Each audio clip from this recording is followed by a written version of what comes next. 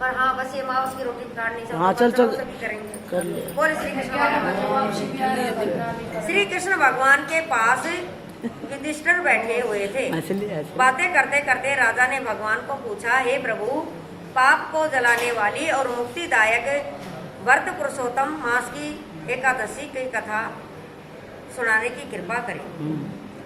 करके मुझे पुरुषोत्तम मास की एकादशी की विधि बताई एवं व्रत में किसका पूजन करना और उसका फल क्या है वह भी बतलाई। यह सुनकर श्री कृष्ण भगवान कहने लगा, हे राजन, पुरुषोत्तम मास के शुक्ल पक्ष और कृष्ण पक्ष की एकादशी को कमला एकादशी कहते हैं। यह एकादशी सर्वसिद्धि तिथियों में श्रेष्ठ है और सब सुख संपत्ति देने वाली है। यह व्रत करने वाले को प्रातः समय में उठकर पुरुषोत्तम प्रभु का स्मरण करना और विधि से स्नान पूजन करने के नियम लेना चाहिए। यह पवित्र एकादशी के दिन घर में जप करने से बहुत फल प्राप्त होता है। नदी पर जाकर जप करने से 10 गुना ज्यादा फल मिलता है। गौशाला में बैठकर जप करने से 100 गुना फल प्राप्त होता है। अग्निहोत्री के घर में जप करने से 1000 गुना फल मिलता है। अग्निहोत्री के घर और ऋषियों के घर में और भगवान विष्णु के समीप जप करने से अग्निहोत्री का मतलब है अग्नि में अच्छा आहुति देना। और भगवान विष्णु के समीप जप करने से अनंत फल मिलता है। युधिष्ठिर राजा ने व्रत की विधि सही रीत से जानी। फिर कहा, भगवान, अब मुझे व्रत की कथा भी सुनाई। श्री कृष्ण भगवान ने कहा, सुनो राजन, पूर्व उज्जैनी नगरी में शिव प्रसाद नामक एक पवित्र ब्राह्मण रहता है। उसको 5 पुत्र थे। उनमें से छोटा पुत्र जो था वह बहुत दुष्टा था। बार बार घर वालों से कोई ना कोई बहाना करके झगड़ा करके घर वालों को परेशान किया करता था। इसीलिए ब्राह्मण ने उसको घर से निकाल दिया। उसके दुष्ट स्वभाव को लेकर उसे किसी जगह पर भी आश्रय नहीं मिला।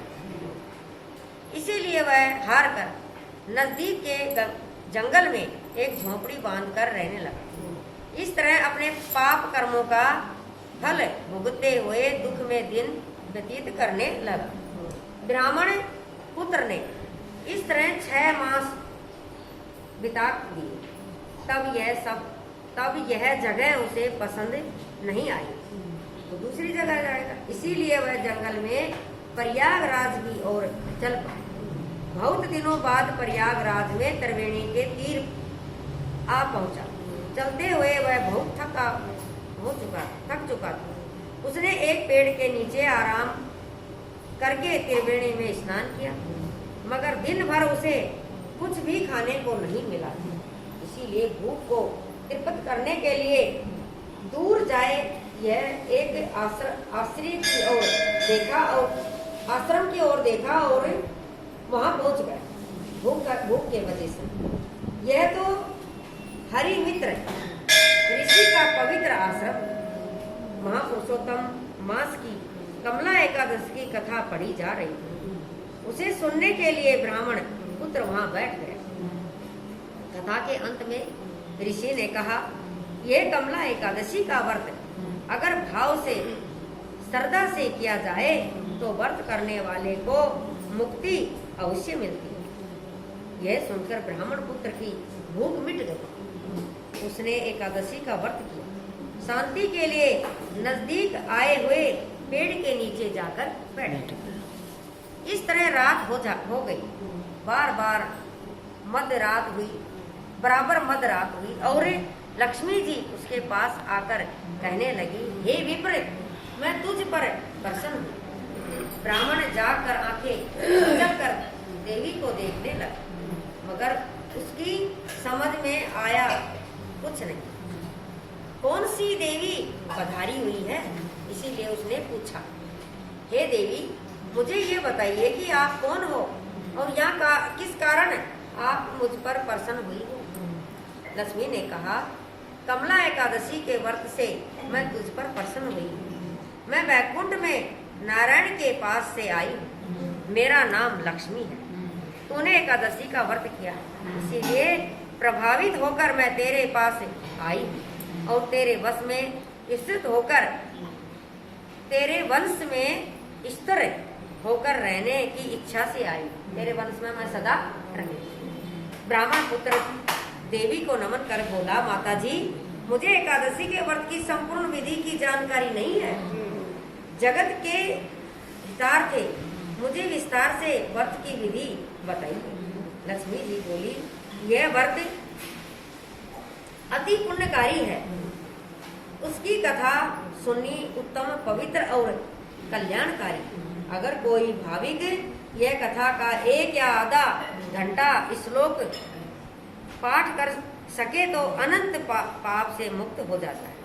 जिस तरह फूलों में कपास का फूल अति उत्तम है, पक्षियों में गरुड़ उत्तम है, उसी तरह तिथियों में सर्व उत्तम एकादशी है। पंडित उस तिथि में नारायण का पूजन किया करते हैं। जो कलयुग में नारायण पारायण है, हरि का कीर्तन कर रहे हैं और हरि के लिए जागरण करते हैं, उसका अवतार धन्य है। एकादशी में उपवास का महत्व ज्यादा है।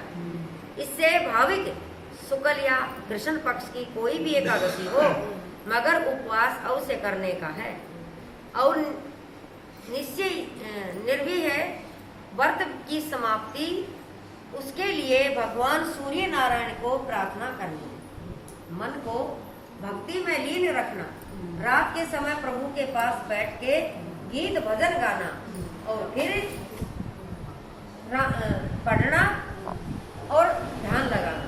एकादशी के रात्रि को जागरण करके द्वादशी के दिन प्रातः समय स्नान करके नारायण को चरणामृत से नहलाओ तो नारायण जैसा स्वरूप होता है इंसान। नारायण को नहलाने के बाद मुझे ज्ञान चक्षु